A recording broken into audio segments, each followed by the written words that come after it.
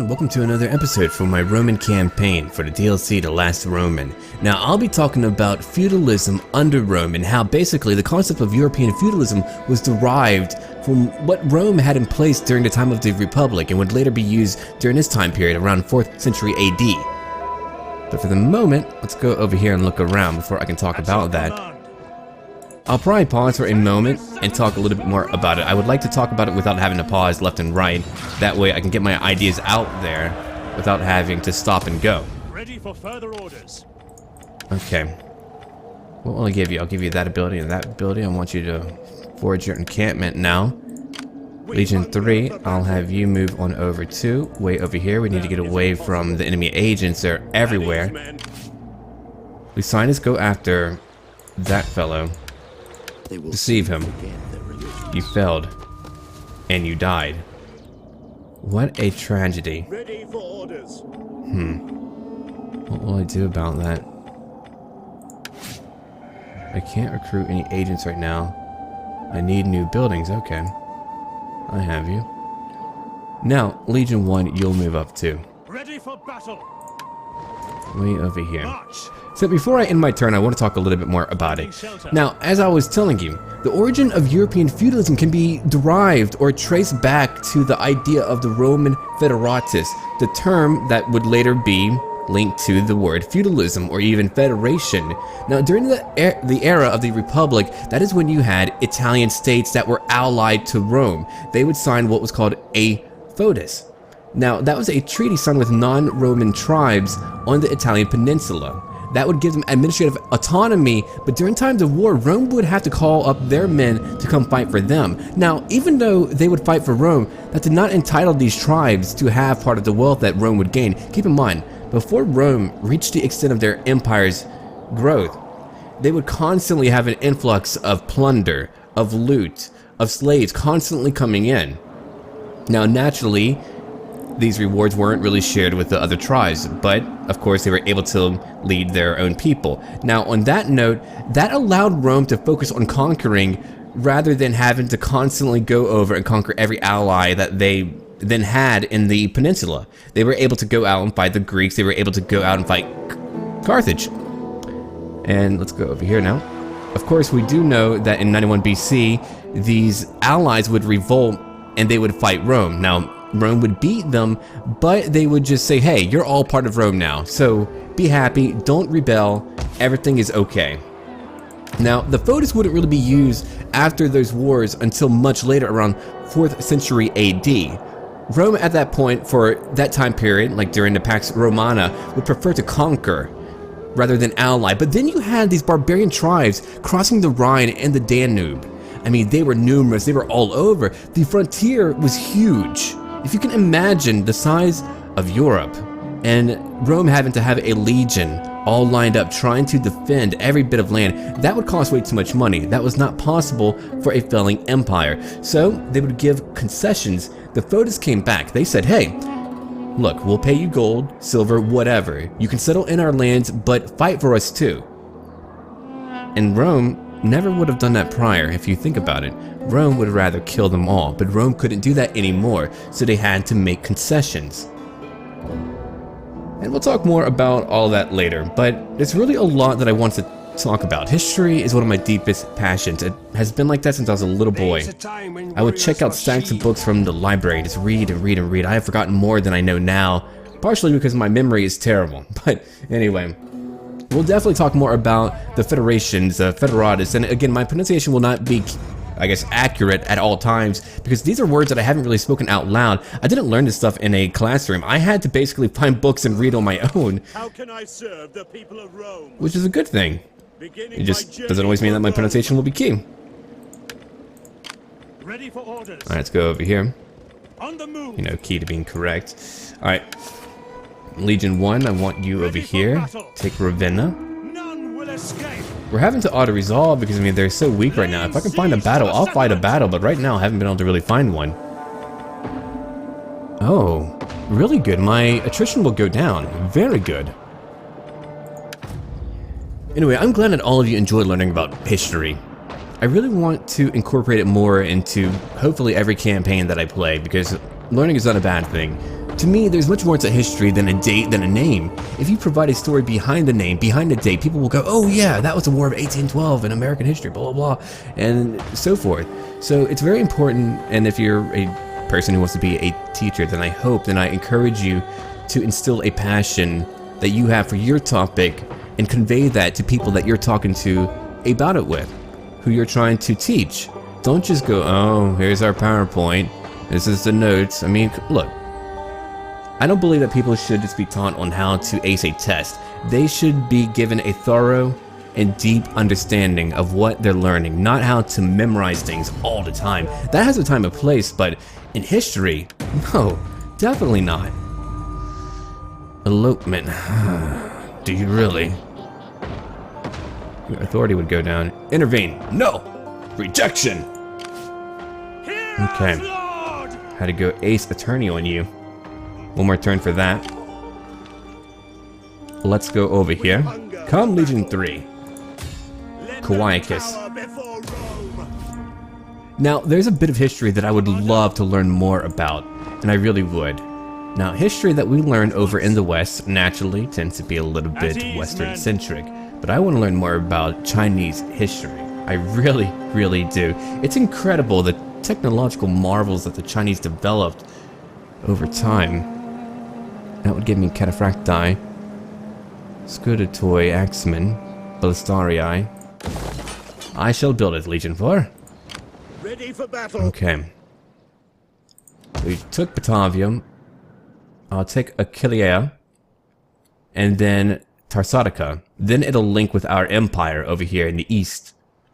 I'll have almost every bit of land belonging to the Ostrogothic people. Here's a little army over here. I want to fight them. I wish they would send an army towards me. But no, I've been uploading a little bit less because the file sizes for videos have gotten much bigger than from when I began on YouTube. When I began, it was 720p. That was the big one. That was the big file size. It was HD. Then you had 1080p. All right, cool. 1080p. It took more time to process and render your videos. But then you have 1080p, 60 FPS, which is what a lot of people want to see now. And so I've been doing that, and that's really big. That's pretty darn big. It takes me forever to process, to render, and even to upload. So instead, I might just take more time in talking about more history in each part, covering whatever I want. That way, even though I'm putting up less, you're getting more out of it. You're learning more about history. And I know that if you love a Total War game, you probably want to know what's going on, what you're fighting for. That's why some games in Total War are more popular than other games. Why? Because people know more about it. It's more common knowledge, like the Roman Republic era. More common knowledge. Whereas here, not as many people know about Flavius. Well, Flavius Belisarius. Alright. Let's go over where? Legion 3? Come down to Bononia. We cannot do that. Or try to. Yeah, you'll have to go around. Siege to the settlement. Towards your encampment. For Rome! Dear Belisarius, I want you to auto-resolve now. Ooh, another governor. Witterick. You die, Witterick. Now he's dead. No, but I think I'll do that from now on, where instead of just kind of talking about it in little segments, I'll talk about all of it in one big chunk. I mean, I'll pause and go around the map, but I think people want to hear about it, so I might as well do that. That's how I feel about it. Defend is a virtue. We need to go down there. Done. Okay. We now have Ravenna. We have conquered such a grand amount of our enemies' lands. They really are done for.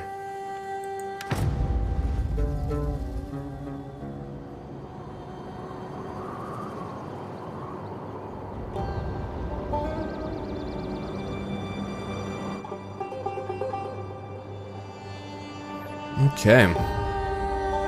Let's go now.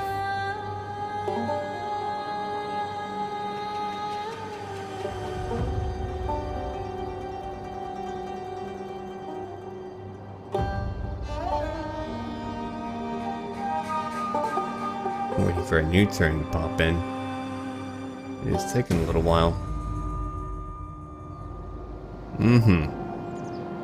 Okay. Legion 1. Let's get out of here. We need to get away from these darn agents, man. Commander, They are not fun to deal with. Oh, hello. Ooh. The Franks are here. Finally, I have a new enemy to fight. I've been waiting. At your command. Cataphracti, we go. Oh, I want to go fight them. Go Legion 3. For death Legion 4. and honor. Oh, you need one more turn. We'll kill another one of them. Okay, Legion 1, we're going over here to Bononia. Let them cower before Rome. Oh, I can't wait to fight the Franks now. It shall be wunderbar. Ready for orders. At your command. Okay. There we go. Anyway. So, a thing would happen to Western Rome. You had the Federati fighting for the Western Roman Empire, but in 406, you would have a great amount of Visigothic people, Vandals, and Suebi. They would come in and basically destroy so much. That would lead to a collapse of Roman control. It would be 4 years later when you had Alaric go over to Rome and say, "Hey, I'm sacking you," and he did that. Alright. Now. Legion 1. We hunger for battle. We have Bononia. I would The Franks I will serve to the kill. ends of the world for Rome. Hopefully. I might die in the process. We'll find out. I hope I won't. To battle. I'm hoping I won't. Legion 4, you're over here. Brave Romans. Go conquer. Good. Reclaim. We hunger for battle. Alright, come over here now. Give me, but I cannot. We'll take Tarsatica. Man, how efficient. I feel like it would be pretty cool to play a campaign that was geared around the idea of you have like one force being the parent in many ways. Like, let's say, the Eastern Roman Empire. Then other player played as the expeditionary force. And so there were two elements of gameplay that did not really have the same bearings, but they would depend on each other for survival. I don't know how that would even begin to work, but it's just an idea that was fairly interesting when it popped up in my head. Like the idea of having to have a symbiotic relationship, having to support each other to make the right choices to fully facilitate the needs of the other. Yeah, I got a lot of money. Political gain. I'll let him do that.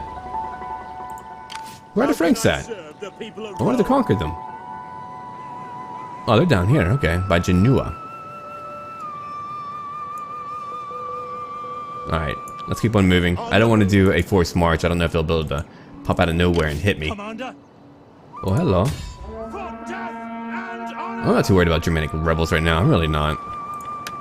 Faster. I'm gonna head over here, though. Okay. At your Legion 4, you're heading over here to Tarsatica. sieging settlement. Let them Again, they just have no one to stop me. If I fought out every little battle, oh man, we would have been way back on the boot of Italy having to fight How can every I little serve the single people battle. of Rome? Okay. Military engineering, no. I'm always amused when people are like, "Are you American?" Or I'm like, "Yeah, I'm pretty sure I'm American." I don't think I have an accent that would, I guess, imply otherwise. I have a very American accent. I believe I do. Ready for battle. Not as American as the Canadians, apparently. I'm just saying that because, you know, the voice actor. Isn't the voice actor of Shepard from the Mass Effect franchise Canadian? Didn't they choose a lot of people from Canada for that? I found that amusing.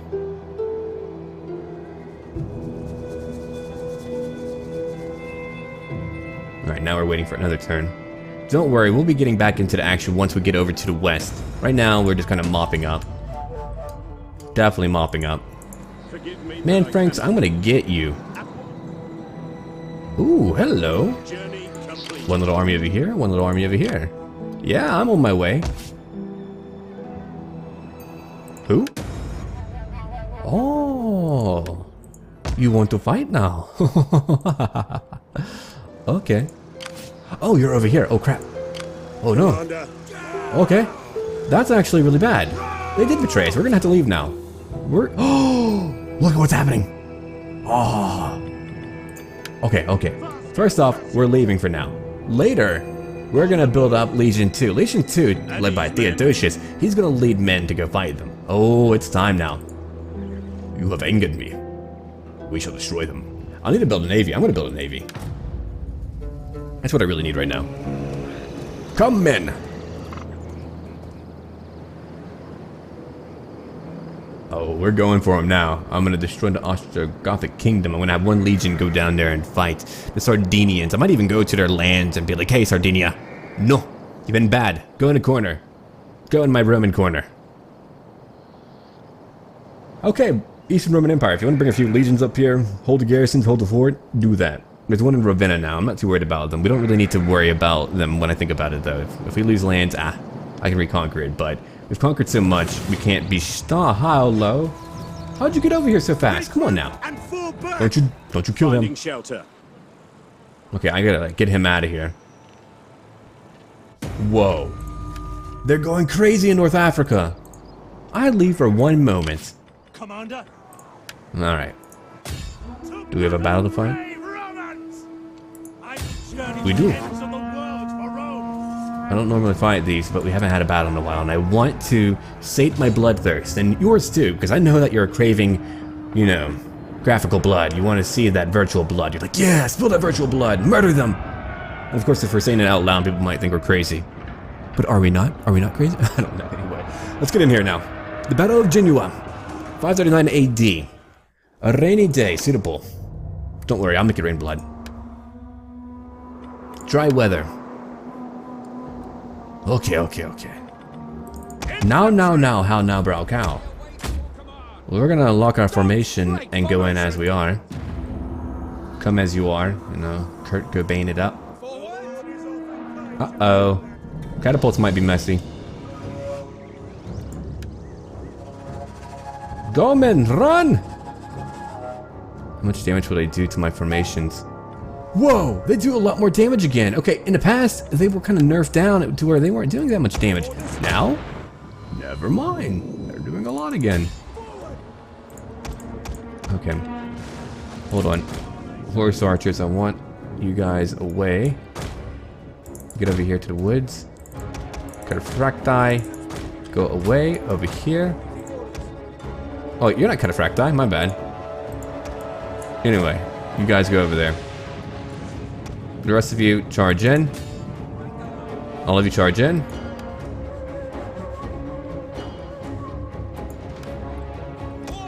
Okay. Let's go over here. We're gonna get right behind. I'm losing a lot more than I thought I would, but I don't remember the catapults being that strong for a long time. I mean, it was in Rome too, but they weren't that powerful afterwards. But now they're back to being completely destructive.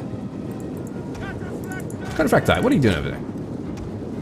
No, you go over here. Get away from that. Alright, I'll let you join the dear leader. Germanic Lancers. Oh, they're about to hit me. No, don't pause just because one person tapped you. Okay, we're gonna go ahead and attack their men. Go all around them. Alright, we're gonna attack them again. I got my men just kind of heaping in right now, overwhelming them. Get them. Okay, I don't want all that friendly fire happening. Get over here, skirmishers, get over here. Get that large onager. Alright, we took out all the guys over here. Let's go after more of them. They're all breaking now. Not really the most tactically sound battle, but don't always expect that from me. Sometimes I'll just kind of go in there and go crazy and scream my head off. It's just my personality, not always consistent in terms of how I play. Some days I'm like, you know what, I don't give a damn. And that's really how it goes. I'm being blunt about it. Some days I'm like, no. I mean, if my back's against the wall, you know that I'll fight like a freaking bear. I'll maul a person. But anyway, let's keep on going. Come on, push, push, push. Let's go check out the rest of them. The cataphracts took a lot of damage.